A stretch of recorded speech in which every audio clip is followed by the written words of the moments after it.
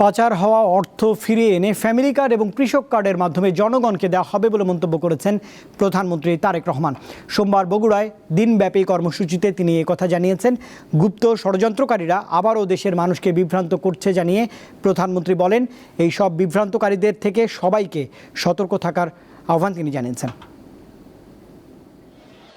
প্রধানমন্ত্রী হিসেবে দায়িত্ব গ্রহণের পর সোমবার প্রথমবারের মতো নিজ জেলা বগুড়ায় যান প্রধানমন্ত্রী তারেক রহমান। দিনব্যাপী এই সফরে বিভিন্ন উন্নয়নমূলক কার্যক্রমের সূচনা ও রাজনৈতিক কর্মসূচিতে অংশ নেন তিনি। ফ্যামিলি কার্ড বিতরণকালে প্রধানমন্ত্রী বলেন, বিগত স্বৈরাচারের সময় দেশ থেকে লাখ লাখ টাকা পাচার হয়েছে। বিএনপি সরকারের মূল লক্ষ্য দুর্নীতি রোধ করা। বিগত স্বৈরাচারের সময় যেই দুর্নীতি হয়েছে, দেশ থেকে লক্ষ কোটি টাকা পাচার হয়ে গিয়েছে, দেশ থেকে লক্ষ লক্ষ কোটি কোটি পাচার হয়ে গিয়েছে টাকা, অর্থ সম্পদ চুরি হয়েছে। আমরা এই দুর্নীতিটাকে রোধ করতে চাই, কারণ এটা জনগণের টাকা, জনগণের অর্থ পাচার হয়েছে। সেই টাকা দিয়ে আমরা ফ্যামিলি কার্ড করব ইনশাল্লাহ, সেই টাকা দিয়ে আমরা কৃষক কার্ড করব ইনশাল্লাহ। অনুষ্ঠানে 911 জনের হাতে তুলে দেওয়া হয় ফ্যামিলি কার্ড। আরও 23 উপজেলায় চলতি মাসের মধ্যে ফ্যামিলি কার্ড পৌঁছে দেওয়া হবে বলে জানান সরকার প্রধান। আরও 23টা, বাংলাদেশের 23টা উপজেলাতে আমরা এই মাসের ভিতরে 30 তারিখের ভিতরে আমরা মায়েদের হাতে ফ্যামিলি কার্ড পৌঁছে দেব।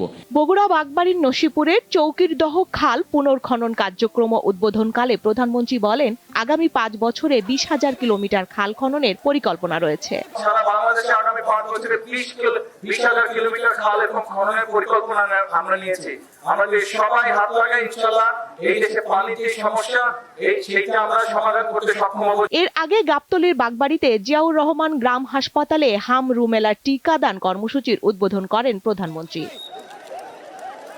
বগুড়া জেলা আইনজীবী সমিতির নবনির্মিত ভবনের ফলক উন্মোচন এবং বগুড়া সহ 7 জেলায় বেইল বন্ড কার্যক্রম চালু করার সময় প্রধানমন্ত্রী বলেন, ন্যায় বিচার দয়া নয়, নাগরিকের সাংবিধানিক অধিকার। সাংবিধানিক প্রতিষ্ঠানকে শক্তিশালী করতে বগুড়া পৌরসভাকে দেশের 13তম সিটি কর্পোরেশনে উন্নীত করার পাশাপাশি আলতাফুন্নেসা খেলার মাঠে জেলা বিএনপির জনসভায় যোগ দেন প্রধানমন্ত্রী তারেক রহমান। এ সময় তিনি বলেন, একটি গোষ্ঠী ষড়যন্ত্র শুরু করেছে, তাই গুপ্ত বিভ্রান্তকারীদের থেকে জনগণকে সতর্ক থাকার আহ্বান জানান প্রধানমন্ত্রী।